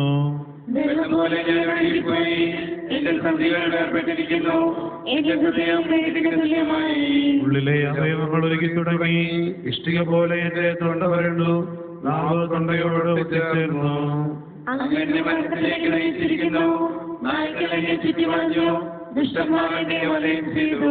എന്റെ കൈകളും കാലുകളും അവർ തുളച്ചു. എന്റെ അസ്ഥികളെല്ലാം അവരെണ്ണി. അവർ എന്നെ ഉറ്റുനോക്കി. അവർ എന്റെ വസ്ത്രം പങ്കിട്ടെടുത്തു. അവർ കിട്ടിയിട്ടു. 3 മണിക്കാണ് അവർ ഈശോയെ കുരിശിൽ തറച്ചത്. കുരിശിൽ കിടന്നുകൊണ്ട് അവിടുന്ന് ഇപ്രകാരം അരുളി ചെയ്തു, പിതാവേ, ഇവരോട് ക്ഷമിക്കണമേ. എന്തുകൊണ്ടെന്നാൽ തങ്ങൾ എന്താണ് ചെയ്യുന്നതെന്ന് ഇവരറിയുന്നില്ല. ഈശോയുടെ പേരിലുണ്ടായിരുന്ന ആരോപണം പീലാത്തോസ് ഒരു പലകമേൽ എഴുതി കൊടുത്ത് അവിടെ കുരിശിന്മേൽ സ്ഥാപിച്ചിട്ടുണ്ടായിരുന്നു. ആ എഴുത്ത് ഇങ്ങനെയായിരുന്നു: യഹൂദന്മാരുടെ രാജാവായ നസ്രായൻ ഈശോ. അവിടുത്തെ കുരിശിൽ തറച്ച സ്ഥലം പട്ടണത്തിന് സമീപമായിരുന്നതിനാൽ യഹൂദന്മാരിൽ പലരും അത് വായിച്ചു. ഹീബ്രു, ലത്തീൻ, ഗ്രീക്ക് എന്നീ 3 ഭാഷകളിലും അത് എഴുതപ്പെട്ടിരുന്നു. അതിനാൽ പ്രധാന ആചാര്യന്മാർ ചെന്ന് പീലാത്തോസിനോട് പറഞ്ഞു, യൂദന്മാരുടെ രാജാവെന്നല്ല, താൻ യൂദന്മാരുടെ രാജാവാണെന്ന് അവൻ പറഞ്ഞു എന്നാണ് എഴുതേണ്ടത്. പീലാത്തോസ് മറുപടി പറഞ്ഞു, ഞാൻ എഴുതിയത് തന്നെ. ഈശോയെ കുരിശിൽ തറച്ച ശേഷം പടയാളികൾ അവിടുത്തെ വസ്ത്രങ്ങൾ 4 പങ്കിട്ടെടുത്തു. അവിടുത്തെ മേലങ്കി മുകൾ മുതൽ അടിവരെ നെയ്യപ്പെട്ടിരുന്നതിനാൽ അവർ പറഞ്ഞു, അത് കീറണ്ട, അത് ആർക്കുള്ളതായിരിക്കണമെന്ന് നമുക്ക് ചുറ്റിയിട്ട് നിശ്ചയിക്കാം. എന്റെ വസ്ത്രങ്ങൾ അവർ പങ്കിട്ടെടുത്തു, എന്റെ മേലങ്കിക്കായി അവർ നറുക്കിട്ടു എന്നുള്ള തിരുവെഴുത്ത് നിറവേറണമല്ലോ. അതുകൊണ്ടാണ് പടയാളികൾ ഇങ്ങനെയെല്ലാം ചെയ്യാനിടയായത്. പടയാളികൾ ഈശോയുടെ പക്കൽ കാവലിരുന്നു. സംഭവിച്ചതെല്ലാം നോക്കിക്കൊണ്ട് ജനങ്ങൾ അവിടെ തന്നെ നിന്നു. വഴിയെ കടന്നുപോയവർ പുച്ഛഭാവത്തോടെ തലകുലുക്കിക്കൊണ്ട് ഇപ്രകാരം പറഞ്ഞു, നീ ദേവാലയം നശിപ്പിച്ചിട്ട് 3 ദിവസം കൊണ്ട് വീണ്ടും പണിമെന്ന് പറയുന്നവനല്ലയോ? നീ ദൈവപുത്രനാണെങ്കിൽ കുരിശിൽ നിറങ്ങി വരിക, നിന്നെ തന്നെ രക്ഷിക്കുക. അപ്രകാരം തന്നെ പ്രധാന ആചാര്യന്മാരും നിയമജ്ഞരും ജനപ്രമാണികളും പരിഹാസഭാവത്തിൽ പരസ്പരം ഇങ്ങനെ പറഞ്ഞു, ഇവൻ മറ്റുള്ളവരെ രക്ഷിച്ചു, തന്നെ തന്നെ രക്ഷിക്കുവാൻ ഇവന് കഴിയുന്നില്ലല്ലോ. ഇസ്രായേലിന്റെ രാജാവായ മിശിഹ കുരിശിൽ നിന്ന് ഇറങ്ങി വരട്ടെ, അത് കണ്ട് നമുക്കും അവനിൽ വിശ്വസിക്കാം. ഇവൻ ദൈവത്താൽ തിരഞ്ഞെടുക്കപ്പെട്ട മിശിഹായാണെങ്കിൽ തന്നെ തന്നെ രക്ഷിക്കട്ടെ. ഇവൻ ദൈവത്തെ ആശ്രയിച്ചിരുന്നല്ലോ, അവിടുന്ന് ഇവനിൽ സംപ്രീതനാണെങ്കിൽ ഇപ്പോൾ ഇവനെ രക്ഷിക്കട്ടെ. താൻ ദൈവപുത്രനാണെന്നല്ലേ ഇവൻ പറഞ്ഞിരിക്കുന്നത്. പടയാളികളും ഈശോയെ പരിഹസിച്ചിരുന്നു. നീ യഹൂദന്മാരുടെ രാജാവാണെങ്കിൽ നിന്നെ തന്നെ രക്ഷിക്കുക. ഈശോയുടെ കൂടെ കുരിശിൽ തറക്കപ്പെട്ടിരുന്ന കള്ളന്മാർ പോലും അവിടത്തെ നിന്ദിക്കുകയാണ് ചെയ്തത്. അവരിൽ ഒരുവൻ പുച്ഛഭാവത്തിൽ അവിടത്തോട് പറഞ്ഞു, നീ മിശിഹായാണെങ്കിൽ നിന്നെ തന്നെയും ഞങ്ങളെയും രക്ഷിക്കുക. അത് കേട്ട മറ്റവൻ അവനെ ശകാരിച്ചു, നിനക്ക് ദൈവത്തെ പോലും ഭയമില്ലയോ? നിനക്കും ആ മനുഷ്യനും ഒരേ ശിക്ഷയല്ലേ ലഭിച്ചിരിക്കുന്നത്? നമ്മുടെ കാര്യം പറഞ്ഞാൽ നാം അതിന് അർഹനാണ്. എന്നാൽ അദ്ദേഹം ഒരു കുറ്റവും ചെയ്തിട്ടില്ല. അനന്തരം അവൻ അവിടത്തോട് ഇങ്ങനെ അപേക്ഷിച്ചു, ഈശോ, അങ്ങയുടെ രാജ്യത്തിൽ വരുമ്പോൾ എന്നെയും ഓർക്കണമേ. അവിടുന്ന് അവനോട് അരുളി ചെയ്തു, നീ ഇന്ന് എന്നോടുകൂടെ പർദീസായിലായിരിക്കുമെന്ന് നിന്നോട് ഞാൻ വാഗ്ദാനം ചെയ്യുന്നു. ഈശോയുടെ കുരിശിനടുത്ത് അവിടുത്തെ അമ്മയും അമ്മയുടെ സഹോദരിയും ക്ലേഫാസിന്റെ ഭാര്യയായ മറിയവും നിന്നിരുന്നു. അമ്മയും താൻ സ്നേഹിച്ചിരുന്ന ശിഷ്യനും സമീപിച്ചു നിൽക്കുന്നത് കണ്ടപ്പോൾ ഈശോ അമ്മയോട് അരുളി ചെയ്തു, സ്ത്രീ, ഇതാ നിങ്ങളുടെ പുത്രൻ. അനന്തരം അവിടുന്ന് ആ ശിഷ്യനോട് അരുളി ചെയ്തു, ഇതാ നിന്റെ അമ്മ. ഉടൻ തന്നെ ആ ശിഷ്യൻ അവരെ സ്വീകരിക്കുകയും ചെയ്തു. സമയം 3 മണിയായി. പെട്ടെന്ന് സൂര്യൻ ഇരുണ്ടുപോയി. 6 മണിവരെ നാട് മുഴുവൻ അന്ധകാരമായിരുന്നു. ഏകദേശം 6 മണിയായപ്പോൾ ഈശോ ഉച്ചത്തിൽ നിലവിളിച്ചു, ഏൽ ഏൽ ലമക്താൻ, എൻ്റെ ദൈവമേ, എൻ്റെ ദൈവമേ, എന്തുകൊണ്ടാണ് അങ്ങനെ ഉപേക്ഷിച്ചത്? അടുത്തു നിന്നവർ അത് കേട്ട് ഇങ്ങനെ പറഞ്ഞു, ഇതോ അവനെ എലിയായി വിളിക്കുന്നു. അനന്തരം സമസ്തവും നിറവേറി കഴിഞ്ഞുവെന്ന് ഗ്രഹിച്ച് വിശുദ്ധ ലിഖിതത്തിന്റെ പൂർത്തീകരണത്തിനായി ഈശോ ഇപ്രകാരം അരുളി ചെയ്തു, എനിക്ക് ദാഹിക്കുന്നു. ചുരുക്കാൻ നിറച്ച ഒരു പാത്രം അവിടെ ഉണ്ടായിരുന്നു. ഉടൻ ഒരാൾ ഓടിച്ചെന്ന് നീർപ്പഞ്ഞിയെടുത്ത് ചുരുക്കായിൽ മുക്കി ഒരു ഞാങ്ങണമേൽ വെച്ച് കെട്ടി അവിടുത്തെ അധരത്തോട് അടുപ്പിച്ചു. അത് കണ്ട് മറ്റുള്ളവർ പറഞ്ഞു, ഈശോ ചുരുക്ക രുചിച്ച ശേഷം ഇങ്ങനെ അരുളി ചെയ്തു, എല്ലാം പൂർത്തിയായിരിക്കുന്നു. അവിടുന്ന് വീണ്ടും ഉറക്കെ നിലവിളിച്ചു പറഞ്ഞു, പിതാവേ, അങ്ങയുടെ കരങ്ങളിൽ എൻ്റെ ആത്മാവിനെ ഞാൻ സമർപ്പിക്കുന്നു. അനന്തരം അവിടുന്ന് തലചായ്ച്ച് ആത്മാവിനെ സമർപ്പിക്കുകയും ചെയ്തു.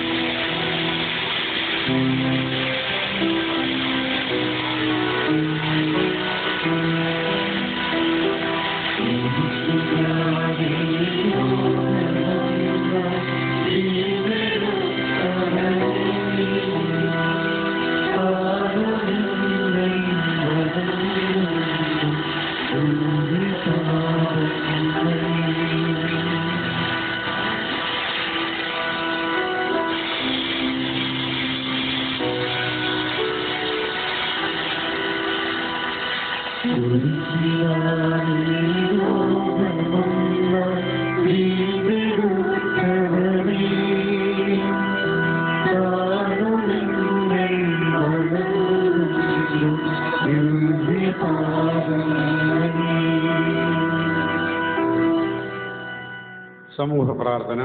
നമുക്ക് എല്ലാവർക്കും അനുതാപത്തോടും ഭക്തിയോടും കൂടെ എന്ന് കർത്താവെ ഞങ്ങളുടെ പ്രാർത്ഥന കേൾക്കണമെന്ന് അപേക്ഷിക്കാം.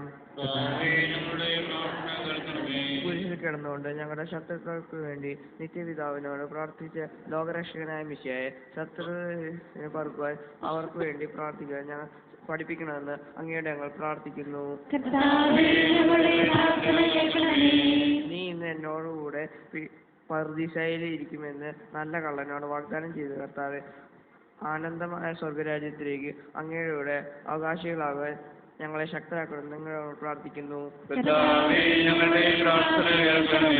എന്റെ പുത്രൻ എന്ന് അരുൾ ചെയ്തുകൊണ്ട് വത്സല ശിഷ്യനായ യോഹന്നാനെ മറിയത്തിന് വരമേൽപ്പിച്ച കർത്താവെ, കന്യാമാതാവിനെ അനുകരിച്ച് പരിശുദ്ധരായി ജീവിക്കാൻ ഞങ്ങളെ അനുഗ്രഹിക്കണമെന്ന് അങ്ങയുടെ ഞങ്ങൾ പ്രാർത്ഥിക്കുന്നു.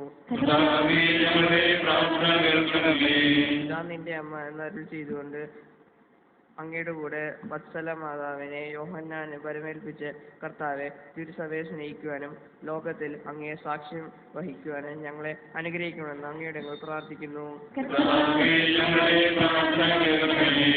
വേദനയുടെ അധികത്താൽ എന്റെ ദൈവമേ എന്തുകൊണ്ട് എന്നെ ഉപേക്ഷിച്ചു എന്ന് വിലപിച്ച് കർത്താവെ, സങ്കടങ്ങളും കുരിശുകളും വേദന മനസ്ഥിതയെ സഹിക്കുവാൻ ഞങ്ങളെ ശക്തരാക്കണമെന്ന് അങ്ങയുടെ ഞങ്ങൾ പ്രാർത്ഥിക്കുന്നു. കിടന്നുകൊണ്ട് എനിക്ക് ദാഹിക്കുന്നു എന്ന് അരുൾ ചെയ്തു കർത്താവേ, ആത്മാക്കൾക്ക് വേണ്ടിയുള്ള ദാഹത്തിൽ ഞങ്ങളെയും പങ്കുകാരാക്കണമെന്ന് അങ്ങയുടെ ഞങ്ങൾ പ്രാർത്ഥിക്കുന്നു. നിയമത്തിന്റെയും പ്രവചനങ്ങളുടെയും വെളിച്ചത്തിൽ എല്ലാം പൂർത്തിയായി എന്നരുൾ ചെയ്ത കർത്താവെ, ഇപ്പോഴും അങ്ങയുടെ കൂടെ തിരുമനസ് നിറവേറ്റുവാൻ ഞങ്ങളെ സഹായിച്ചനുഗ്രഹിക്കണമെന്ന് അങ്ങയുടെ ഞങ്ങൾ പ്രാർത്ഥിക്കുന്നു.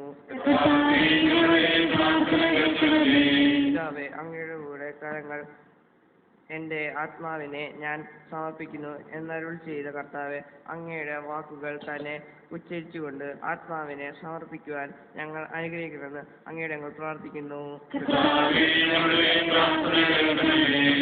നമ്മുടെ പിതാവിനും പുത്രനും സമർപ്പിക്കാം.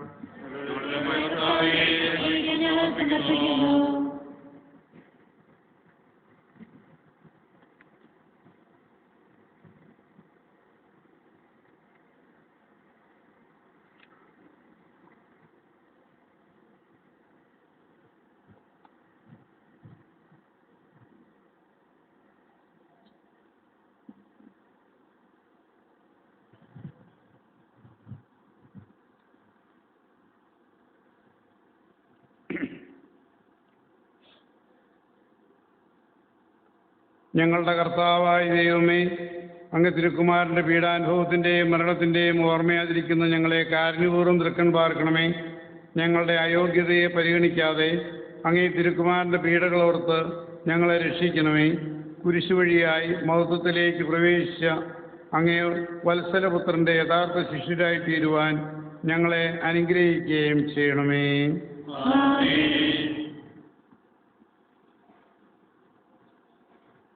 നമ്മുടെ കർത്താവ് ഈശോ മിശിഹായുടെ കൃപയും പിതാവായ ദൈവത്തിൻ്റെ സ്നേഹവും പരിശുദ്ധാത്മാവിൻ്റെ സഹവാസവും നാം എല്ലാവരോടും കൂടി ഉണ്ടായിരിക്കട്ടെ, ഇപ്പോഴും എപ്പോഴും എന്നേക്കും. നമ്മുടെ രക്ഷയ്ക്കെന്തി വിലയേൽപ്പിക്കപ്പെട്ട നമ്മുടെ കർത്താവ് ഈശോ മിശിഹായുടെ തിരുശരീരരക്തങ്ങളുടെ കൂദാശയെ ഭക്തിപൂർവ്വം നമുക്ക് സമീപിക്കാം. അനുതാപത്തോടും സ്നേഹത്തോടും കൂടെ അവിടുത്തെ പീഡനത്തെ പറ്റി നമുക്ക് ധ്യാനിക്കാം. മനുഷ്യവർഗത്തെ രക്ഷിക്കാൻ വേണ്ടി അവിടുന്ന് മനുഷ്യനായി തീർന്നു. ഉപദേശത്താലും മാതൃകയാലും ദൈവപുത്രന്മാരുടെ ജീവിത രീതി അവിടുന്ന് നമ്മെ പഠിപ്പിച്ചു. നമുക്ക് വേണ്ടി ജീവാർപ്പണം ചെയ്യുമെന്ന് അവിടുന്ന് മുൻകൂട്ടി അറിയുകയും പിതാവ് നിശ്ചയിച്ച സമയമായപ്പോൾ പീഡകൾക്കും കുരിശുമരണത്തിനും സ്വയം വിധേയനാവുകയും ചെയ്തു. മൂന്നാം ദിവസം താൻ ഉയർക്കുമെന്ന് അവിടുന്ന് ശിഷ്യന്മാരോട് അരുളി ചെയ്തിട്ടുണ്ടായിരുന്നു. ഇവയെല്ലാം നമ്മെ അനുസ്മരിപ്പിക്കുവാൻ അവിടുന്ന് പരിശുദ്ധ കുർബാന സ്ഥാപിക്കുകയും ചെയ്തു. അതിനാൽ പശ്ചാത്താപത്തോടും സ്നേഹത്തോടും കൂടി നമ്മുടെ കർത്താവായ യേശു മിശിഹായുടെ ശരീരരക്തങ്ങൾ നമുക്കിപ്പോൾ സ്വീകരിക്കാം.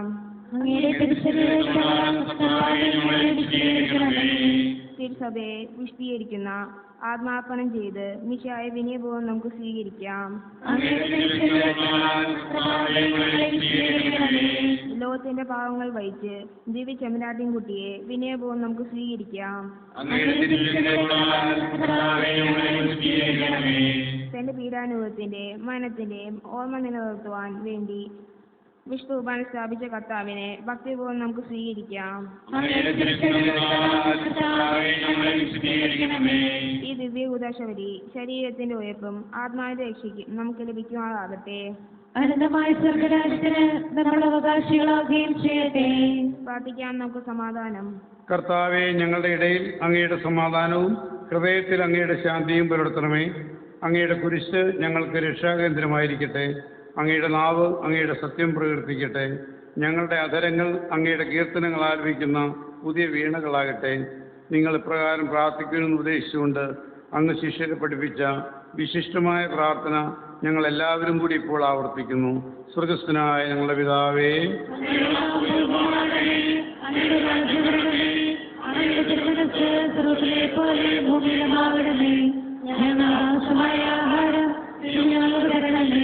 ഞങ്ങളുടെ കടക്കാരോട് ഞങ്ങൾ ക്ഷമിക്കുന്നത് പോലെ ഞങ്ങളുടെ കടങ്ങളും പാപങ്ങളും ഞങ്ങളോട് ക്ഷമിക്കണമേ. ഞങ്ങളെ പ്രലോഭനത്തിനിടയാക്കരുതേ, ദുഷ്ടാരൂപിയെ രക്ഷിക്കണമേ. എന്തുകൊണ്ടെന്നാൽ രാജ്യം കൃത്യമാക്കവും എന്നേക്കും അങ്ങയുടേതാകുന്നു. ആമേൻ. ഇതാ നമുക്ക് വേണ്ടി അർപ്പിക്കപ്പെട്ട ശരീരം, ഇതാ നമുക്ക് വേണ്ടി ചിന്തപ്പെട്ട രക്തം, ഇതാ നിത്യജീവന്റെ ദിവ്യമായ ഔഷധം.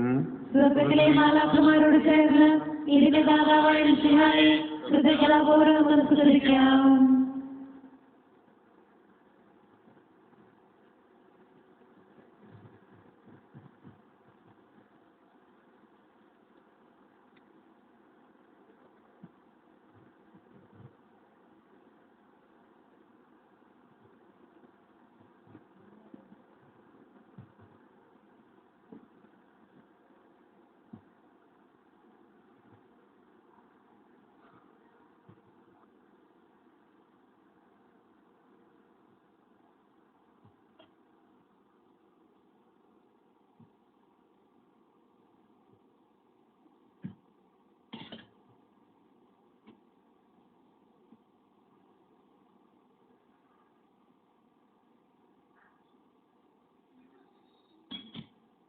നമ്മെ ജീവിപ്പിക്കുന്ന കർത്താവ് ഈശോ മിശിഹായുടെ പ്രസാദപരം നാം എല്ലാവരിലും സമ്പൂർണ്ണമാകപ്പെടട്ടെ. കർത്താവിന്റെ പീഡകളെക്കുറിച്ച് ധ്യാനിച്ച് ദുഃഖാർത്തരായിരിക്കുന്ന സഹോദരെ, അവിടുത്തെ ശരീരവും രക്തവും ഭക്തിപൂർവ്വം നമുക്ക് സ്വീകരിക്കാം.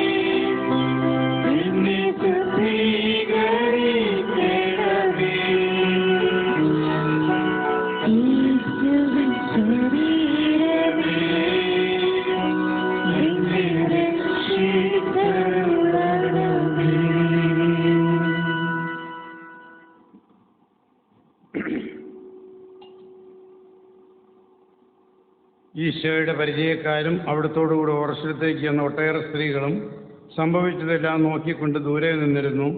മഗ്ദലന മറിയവും യാക്കോബിൻ്റെയും യൗസേപ്പിൻ്റെയും അമ്മയായ മറിയവും സെബദീപുത്രന്മാരുടെ മാതാവായ സലോമയും അക്കൂട്ടത്തിലുണ്ടായിരുന്നു. അവരെല്ലാം ഗലീലായിൽ വെച്ച് ഈശോയെ അനുഗമിക്കുകയും പരിചരിക്കുകയും ചെയ്തവരാണ്. അന്ന് വെള്ളിയാഴ്ചയായിരുന്നു. പിറ്റേന്ന് സാബത്ത് ദിവസമാകും. രാത്രിയിൽ ശരീരം കുരിശിൽ കിടക്കുന്നത് ഹിതമല്ലെന്ന് ദൂതന്മാർ പറഞ്ഞു. എന്തെന്നാൽ ആ സാബത്ത് ദിവസം പ്രാധാന്യമേറിയതായിരുന്നു. അതിനാൽ കുരിശിൽ തറയ്ക്കപ്പെട്ടിരുന്നവരുടെ കണങ്കാലുകൾ തകർത്ത് അവരെ അവിടെ നിന്നും നീക്കം ചെയ്യുന്നതിന് അവർ പീലാത്തോസിൻ്റെ അനുവാദം വാങ്ങി. അനന്തരം പടയാളികൾ ചെന്ന് ഈശോയുടെ കൂടെ കുരിശിൽ തറയ്ക്കപ്പെട്ടിരുന്ന രണ്ടുപേരുടെയും കണങ്കാലുകൾ തകർത്തു. എന്നാൽ അവർ ഈശോയുടെ അടുക്കൽ എത്തിയപ്പോൾ അവിടുന്ന് മരിച്ചു കഴിഞ്ഞു എന്ന് മനസ്സിലായി. അതിനാൽ അവർ അവിടുത്തെ കണങ്കാലുകൾ തകർത്തില്ല.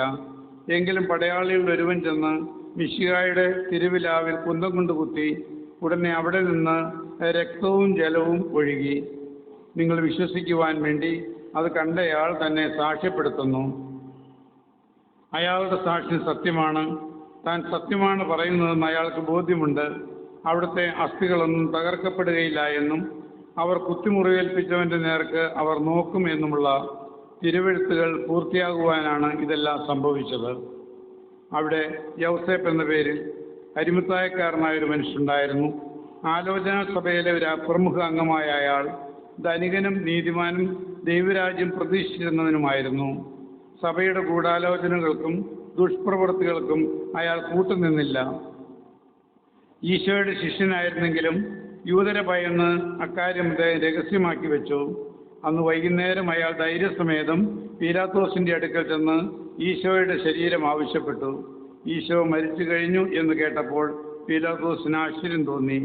അദ്ദേഹം ശതാധിപന് വരുത്തി ഈശോ ഇത്ര വേഗം മരിച്ചുവോ എന്ന് അന്വേഷിച്ചു. കാര്യം ശരിയാണെന്ന് ഗ്രഹിച്ചപ്പോൾ അവിടുത്തെ ശരീരം യൗസേപ്പിന് വിട്ടുകൊടുത്തു. അവർ ചെന്ന് ഈശോയുടെ ശരീരം കുരിശിൽ നിന്നിറക്കി. ഉടനെ തന്നെ പ്രദർശനമാണ്. കുരിശ് രൂപം കൊണ്ടുവന്ന് അവിടെ വയ്ക്കും. 2 ലൈനായിട്ട് മുത്തിപ്പോവുക. മുമ്പിലുള്ളവർ കുറച്ച് സൈഡിലേക്ക് മാറി 2 ബെഞ്ച് അവിടെ ഇടുക.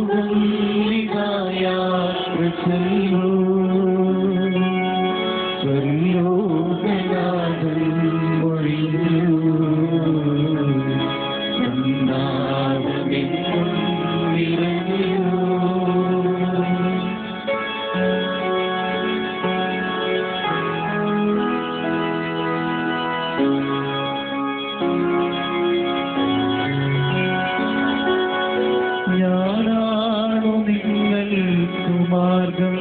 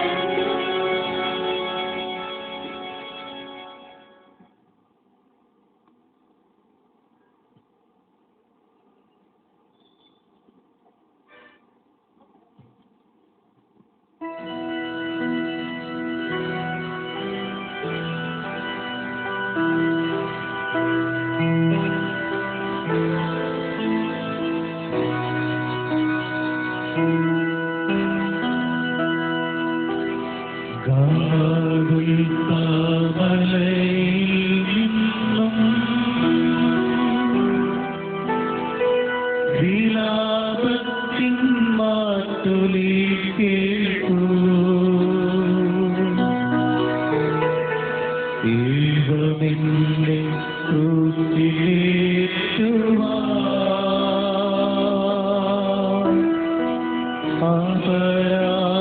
അപരാധമെന്തു ഞാൻ ചെയ്തു?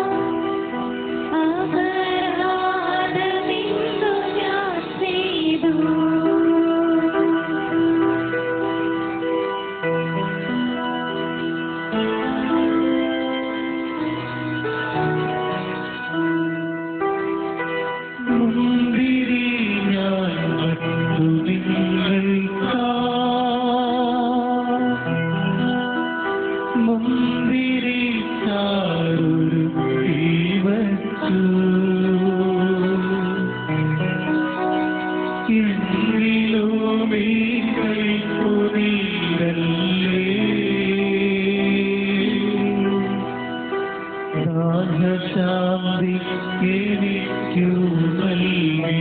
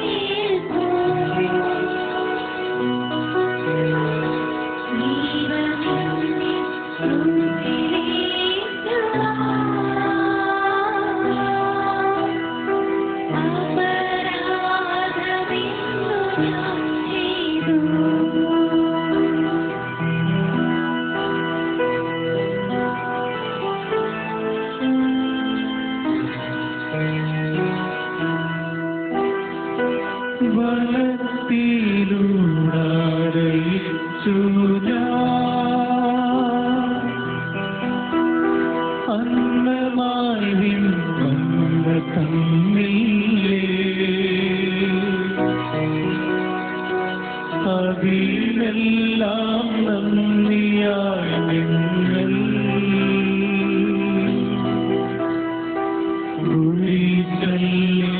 നൽകിടും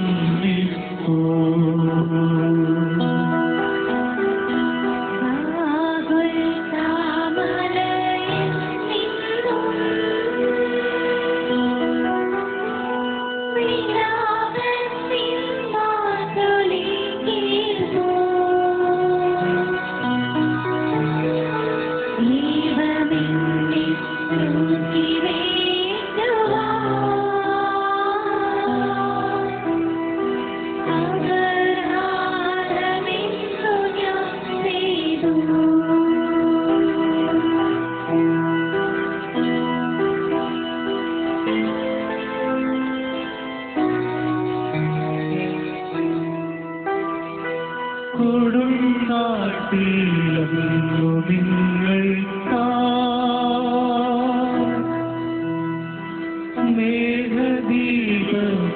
മേഘദീപത്തൂർത്തിട്ടു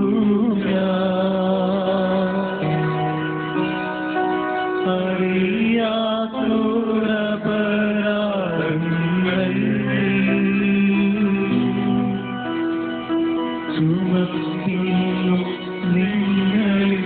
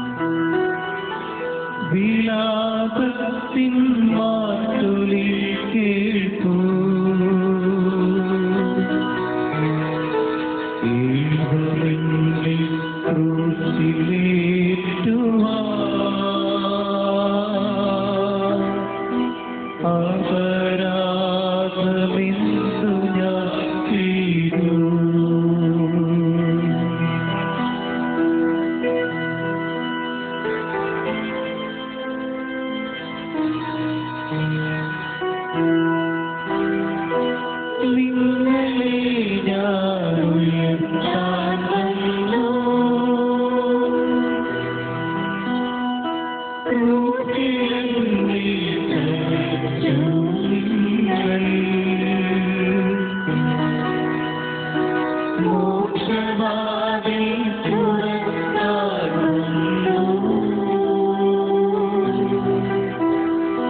ശിക്ഷയായി കൈതെളിഞ്ഞിട്ടു.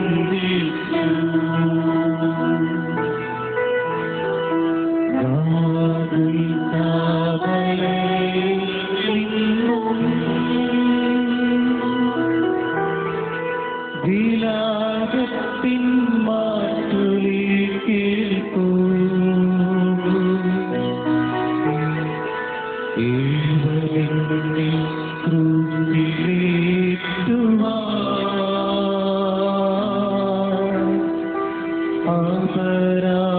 അപരാധമിന്നു ഞാൻ ചെയ്തു.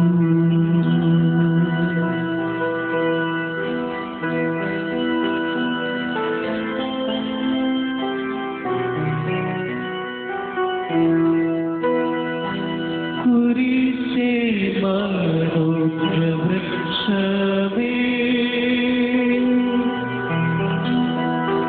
നിൻ സുമംഗള പ്രമോദനം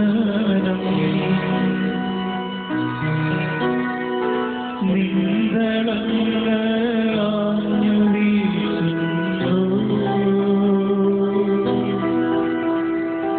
നിൻബലങ്ങൾ ജീവനേകുന്നു.